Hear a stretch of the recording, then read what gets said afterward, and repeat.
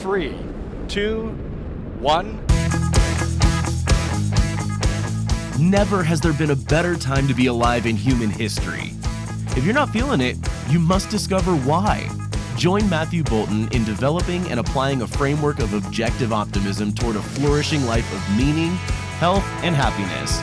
Here's your host, Matthew Bolton.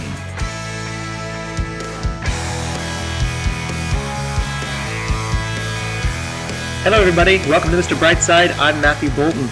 So today's show is called Happy Wife, Happy Life. And I want to examine this expression because I think it can be taken a couple ways. And I think taken one way, in the proper way in my view, it is a legitimate and helpful mantra. But taken the way it's commonly meant, what I think it's commonly meant and I think is mistaken, it can be a destructive policy.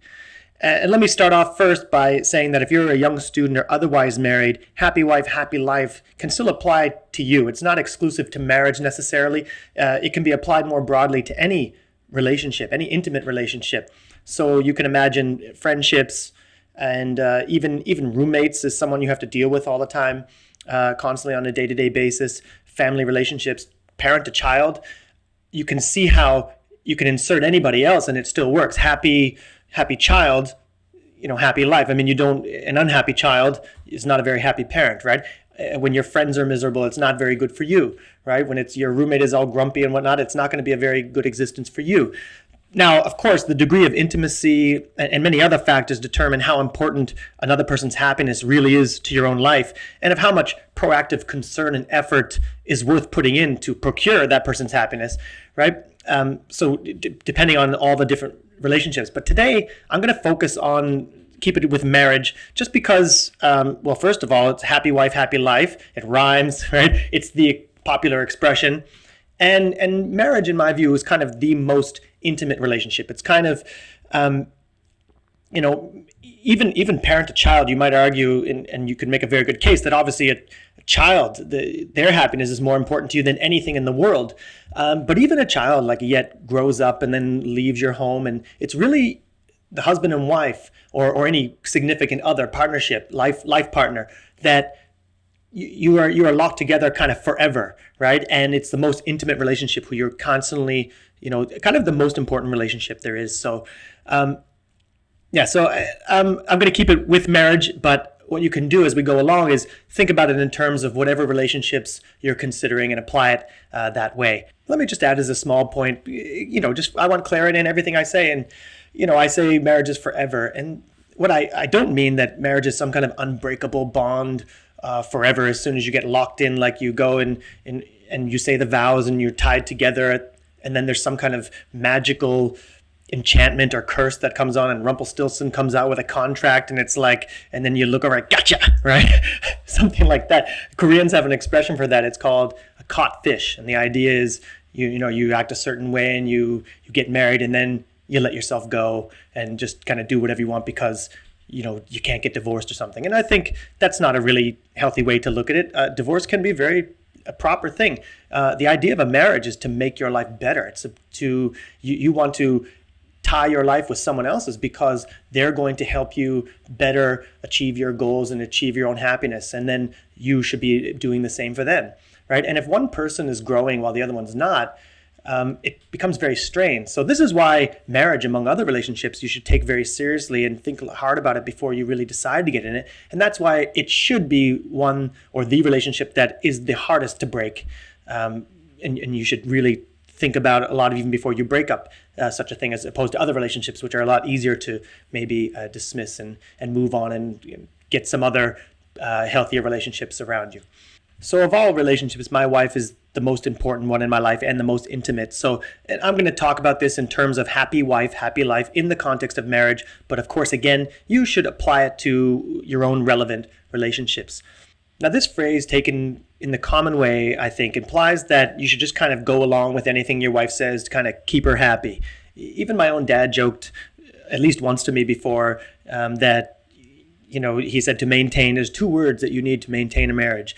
It's yes, dear. And of course, I don't think he has to necessarily believe that in that way, and it's just kind of a joking way. But it's kind of in the joking way that happy wife, happy life is usually to take into mean. And it's more that the tone of implying that whatever she says or wants, even if you don't agree, you just kind of pretend to agree. And there is truth in that common meaning, in that when you have like an angry or upset wife in your house, it's miserable for a man to live. And by the way, let me also jump in now and just say quickly, I'm not trying to put out here the idea of the irrationally emotional woman or something who's all crazy, and then and this is what men have to deal with. This could be quite the opposite way. It's the same thing. If you have an unhappy or angry, miserable child, it's not very good for a parent. If you have a friend who's angry at you or somehow upset about something, it's not a very good existence, right? So all of these things apply. But again, I'm just going to keep it in husband and wife. So often when people use the expression happy wife, happy life, they just mean more like keep her in some kind of contented state, right? Where she's not particularly angry at you or upset about anything. And the point of the show today and what I want to bring forth is that we ought not to compromise on principles and not give in to irrationalities in order just to keep a happy wife. So the way I take this expression, happy wife, happy life, is that my wife's happiness is among the most important things to me. Her happiness is inextricably tied to my own. And the key of this, though, is that I mean her genuine happiness. So on this show, we're all about being objective, right? And I understand that happiness has objective requirements based on objective facts, not based on subjective feelings. So I don't mean that I want to help her preserve some kind of bubble based on lies or flattery, trying to help her create some kind of world that isn't real and certainly isn't healthy for her. This is subjectivism. And by this policy, I'm going to get more miserable as we go on, and so will she. And I'll talk a little bit about that in a bit. So yeah, in the short range moment, I might escape discomfort by not expressing my disagreement with her or asserting my own values by keeping her happy, but it's not going to work. So we'll go into a little bit of detail. I'm going to give you one example, and it's a pretty superficial example, as it were, but it's just something that kind of comes to mind, and I think it is illustrative. And of course, what we can do after is take the example and then project it onto more, consequential or serious matters that you can imagine. So let me lay it out for you. First thing is I get to do a little bit of gloating in that my wife is a very good cook. She actually likes cooking. She likes food, and she pays attention to it, and researches things and watches shows about it. And she actually has a really good sense and taste for things. And whatever she tries to make, whatever things I like, she just makes a better version of it than I've ever had, and so which is really great for me. So my life is pretty good gastronomically, let's say. Now, within cooking, we can include baking, and that's where the story goes here. In Korea, let me give you a quick word. I've lived here for 17 years, and it's kind of hard to come by good baked goods. It's just not something that was part of their culture. Although these days, I think a lot of people are bringing back ideas from other places, and even like regular coffee shops around here, you can find a lot of really good baked stuff now, real cookies and real scones and real cakes and stuff. But anyway, that's another point. But certainly 10 years ago was a lot harder to come by. And my wife, obviously my happiness is important to her, and she thought, I'm going to bake for this guy, right? And that's very exciting for me because, again, she generally makes things better than I'm used to. So, and while this has all worked out for me really well, I'm going to go back to the first time she ever tried to make brownies. So she made them, I had them, and I said to her, "Hun, this is an excellent chocolate cake, but it's not a brownie." And then I went on into kind of describe, and she was on board kind of early and kind of got the sense of what I meant right away. And we talked back and forth and figured it out, what the texture of a brownie is versus a cake and all that. And the point, though, here is that I had a couple choices at that time. I could have said, well, geez, if I kind of embarrass her or make her feel uncomfortable about it or, offend her in any way, then I might not get brownies ever again or anything ever again. So maybe I should just tell her it's really great and all that. But on the other hand, if I did that, I'd be eating chocolate cake for the rest of my life when we're looking for brownies. And again, it's about staying within reality or to try to live some kind of lie. Now, I know that it's again superficial, and you say, well, it's not really like living a big lie of brownies versus cake. But again, even in this case, it's not just that I'd be slightly less pleased my whole life, right? But then she'll be happy. No, it's not even that. It's that she'd be unhappy because it's hard to keep up a kind of lie. Like she'll know that something is off all the time, and without knowing why, she would feel this vague sense of something in the air, like you can almost imagine getting away with it on this brownie thing, right? But imagine something more serious, right? A particular habit or a serious idea or value with which you disagree. And in this case, you cannot go on leaving it unaddressed. Healthy relationships are win-win. Lose-win or win-lose always devolves inevitably into lose-lose. So you can't even try to keep up the idea of, well, maybe I'll just try to be a consistent loser on this point to kind of make, allow her to be a consistent winner, because it doesn't work. So like on top of being impossible to keep up a lie that long and really kind of play it, right? Play an unreality. It's true that just as her happiness is inextricably tied to mine, my happiness is important to her. I mean, my wife even jokes sometimes, like if I'm all excited about something she's done and whatnot, and she just goes, happy husband, happy life, right? And, and she's joking, but she really understands the issue and means it in that objective way that I mean, and it's real to her. So she actually lives by this mantra. And she even kind of advises her friends on this kind of thing, when they discuss husbands and all that and what it means to have a happy husband and why that's good for your life, etc. So it's, it goes both ways. So it is true, like the guys mean in this expression, happy wife, happy life, that when my wife is upset or miserable, especially when she's angry or otherwise sad about something, my life is also miserable. Nothing can go on in this state. So even the idea that, well, maybe I'll just go watch my show for a while and let it get in another room and let it pass, read a book or something. I can't even enjoy that. I can't enjoy anything. Even the idea if I have a ball game or something and I have to go out, it's like I can't enjoy the drive there. I can't enjoy my game. Maybe for a moment I can get lost in the game, and that could be, just not thinking about it is the best I can do, but it's still there and I feel it the whole time until it's resolved. And I know that sometimes she has enough to, sometimes when I'm going out for some event like that, she kind of says something kind to me like, go enjoy your thing and we'll talk later kind of thing. And it really is helpful because she understands that it's a miserable existence when the person you love is not happy about something. But the fix here, it's not enough to just tell her that things are okay or to admit fault when there's none. That's another one. If there's something where I really think that, okay, she's upset about something, but it's not, I'm not going to just say, you know what, I was totally wrong, I'm so sorry, blah, blah, blah, blah, when I don't really believe that, just to keep her happy and all that. What I'm looking for is I want to find the reality of the situation and resolve it. And often it is just a matter of waiting it out and then talking about it later. But finding the reality of the situation and resolving the real issue, this is what optimism means. Optimism means trying to achieve optimal conditions in all aspects of life, and nothing less than facts will do in this way. So downtimes or kind of impasses or some things, some problems with any relationship are inevitable, right? Even anger towards other people sometimes, especially when you love someone, you get angry for certain things. But let me say on this point, incidentally, that our rate of fighting, say, or arguing is a lot less than it was 10 years ago. We've been married 10 years. And it wasn't that much in the first place anyway, but it's much less frequent. And I know why, and I'm going to outline why on a coming show, so you can stay tuned for that. So this expression, happy wife, happy life, really means that she's thriving and that she's genuinely happy. And that's one other implication of this expression, which indicates another point I would like to make and might as well make now, that love is selfish and not selfless. We often hear that love is selfless, and that you have to sacrifice a lot for love. But I want to put out here that I don't sacrifice for any of my relationships, and certainly not with my wife. Anything that I give up for her sake is less important to me than her happiness. And by that definition, it can't be properly called a sacrifice. Now, I am going to do a show soon, maybe next show, breaking down some very interesting remarks from Matthew McConaughey several years ago in a Larry King Live interview.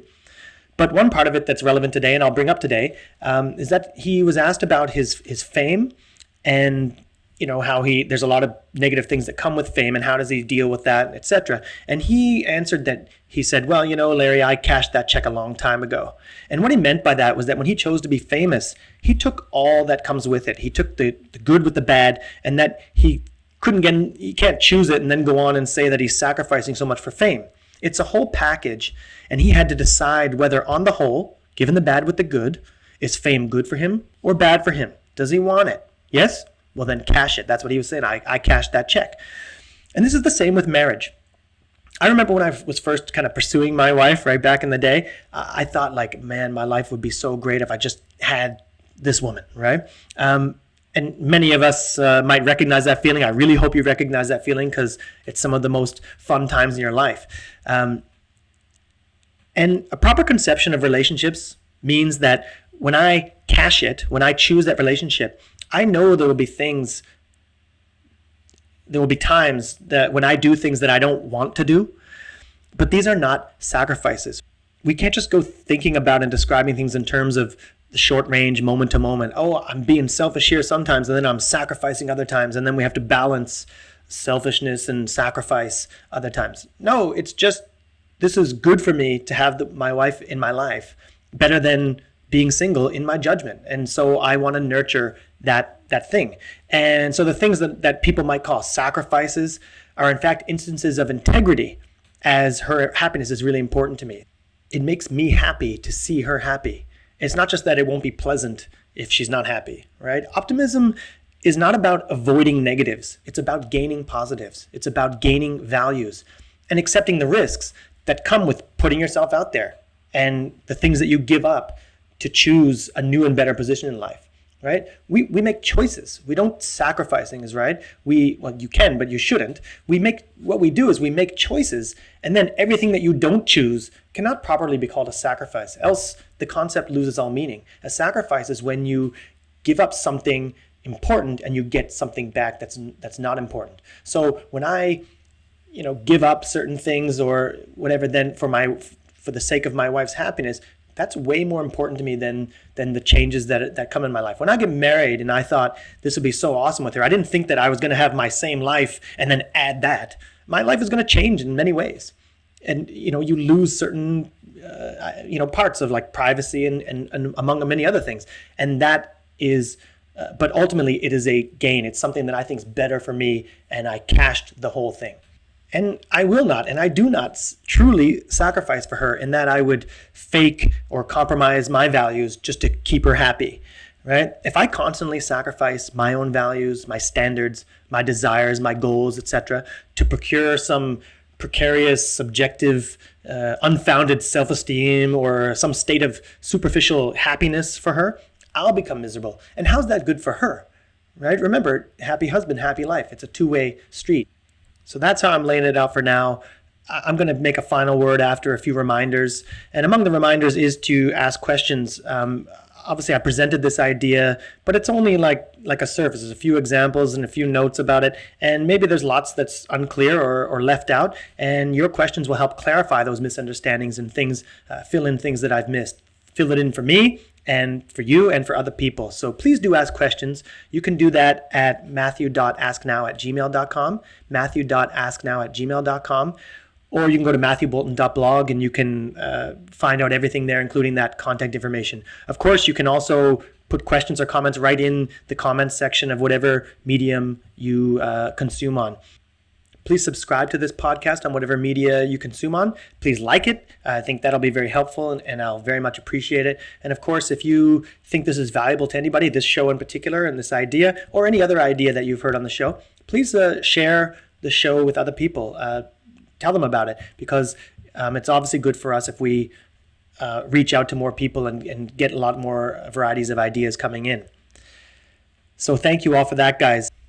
So let me say finally now that happy wife, happy life is not about giving in to irrationalities or doing or saying anything to escape her nagging or avoid discomfort or unpleasantness at all costs, which is what I think it's typically taken to mean.